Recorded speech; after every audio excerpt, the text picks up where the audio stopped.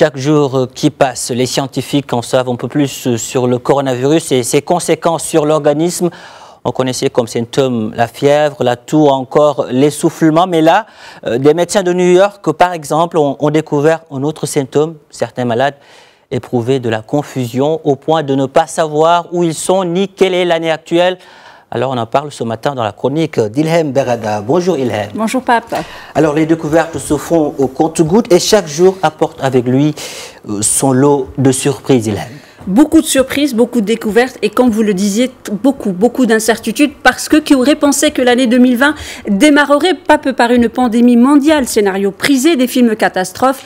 La menace du Covid-19 est bel et bien réelle et ce mot est sur toutes les lèvres. Le constat est là, le coronavirus a su en l'espace de 3 mois mettre la planète à genoux et depuis les thèses et les découvertes scientifiques se multiplient. Comme vous le disiez, les États-Unis ont découvert donc ce symptôme de confusion chez certains patients. Le nombre d'AVC, donc des accidents vasculaires cérébraux, a également été remarqué, notamment chez des patients jeunes âgés entre 30 et 40 ans. Chez d'autres patients en Europe, des cas de symptômes dermatologiques ont été signalés, comme par exemple des rougeurs persistantes et de l'urticaire sur la peau des malades. Et les incertitudes se multiplient puisque certains animaux ont été touchés. C'est le cas en début du mois aux Pays-Bas, puisqu'ils ont découvert des visons malades dans 2 fermes d'élevage. Plusieurs animaux donc souffraient de difficultés respiratoires. Il reste encore beaucoup à découvrir sur ce virus PAP. Et je voudrais juste signaler que par exemple, le Pays-Bas a interdit donc le transport des animaux. Un virus très mystérieux, Ilham. La pandémie a fait plus de 200 000 morts dans le monde depuis son apparition en décembre en Chine. La solution pour lutter contre cette maladie, c'est un vaccin. Combien de temps faut-il pour en fabriquer, élaborer un vaccin contre un virus que l'on ne connaît pas alors qu'il y a urgence, Ilhem.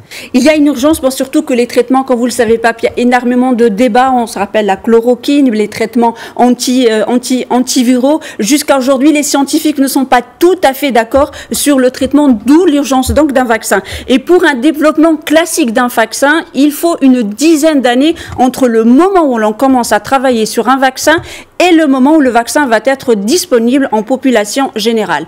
Dans des conditions d'urgence, comme c'est le cas aujourd'hui avec le coronavirus, on peut accélérer les choses. Le développement des vaccins c'est fait dans ce monde très rapidement parce que d'abord, on a identifié très vite le virus, on a identifié la portion du virus qui potentiellement pourrait entraîner une réponse de protection et donc les unités de recherche et les industriels ont déjà commencé à travailler sur ce vaccin.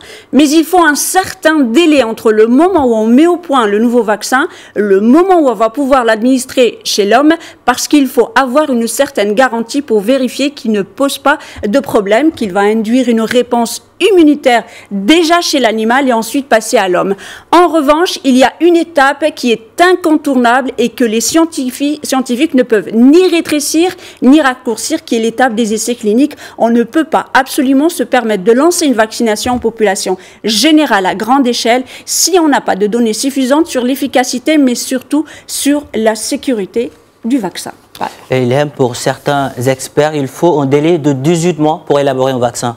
Qu'en est-il exactement? Alors, comme vous le disiez, pour les experts et surtout pour les scientifiques, c'est ce qui paraît le plus raisonnable en tous les cas, pour le moment. Certains essais cliniques ont déjà commencé, et notamment à l'Institut Pasteur en France, qui lui va lancer, donc les essais ont commencé, mais les essais cliniques vont démarrer en juillet, et pour vérifier l'efficacité donc du vaccin, il faut au moins une année, Pape. Et les pistes vaccinales sont de plus en plus nombreuses dans le monde. En France, l'équipe, comme je le disais, de l'Institut Pasteur travaille sur l'élaboration d'un dérivé de vaccin à partir d'un virus de la même famille que le coronavirus, la rougeole.